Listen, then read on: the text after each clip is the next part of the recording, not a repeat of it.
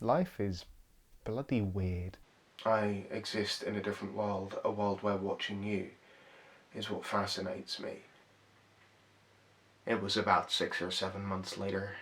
His wife shows up and tells us he has a whole other family in another state. He'd been lying to her, and he was lying to me. And I mean, it was a smarter thing to pick than, say, the instinct to share your toys or return phone calls. We'd have died out like eons ago. What have we done about it? We have 20 leadership names.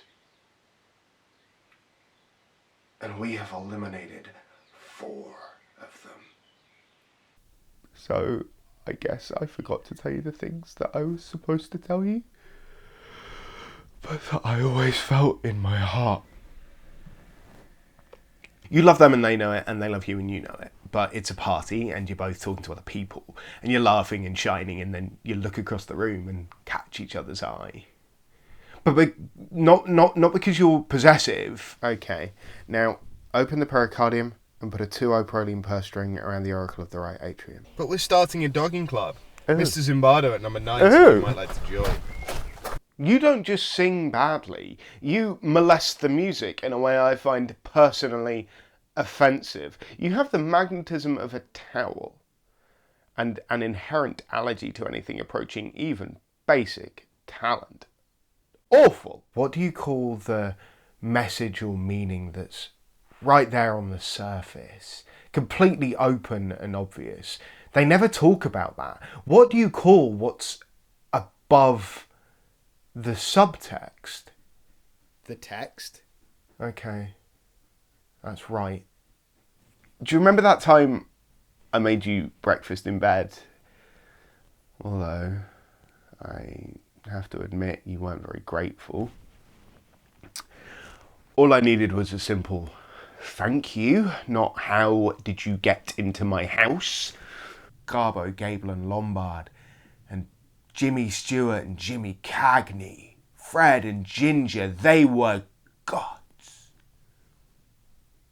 And they lived up there.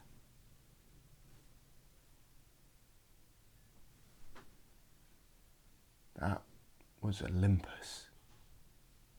French writer, total loser, never had a real job, unrequited love affairs, gay, spent 20 years writing a book almost no one reads.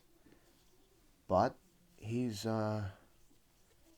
probably the greatest writer since Shakespeare. Anyway, French writer, total loser.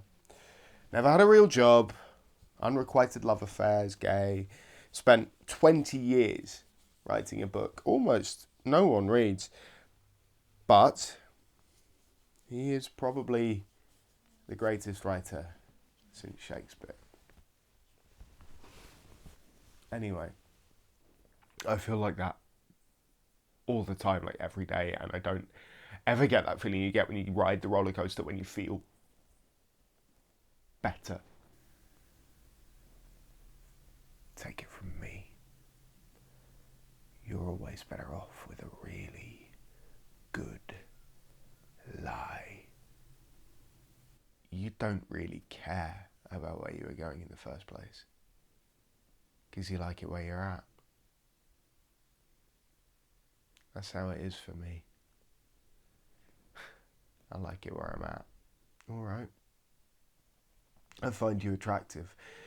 Your aggressive moves towards me indicate you feel the same. Still, ritual requires we continue a number of platonic activities before we can have intercourse. Oh no. Oh no, God forbid. I go against anything you say. Screw you, okay? And you!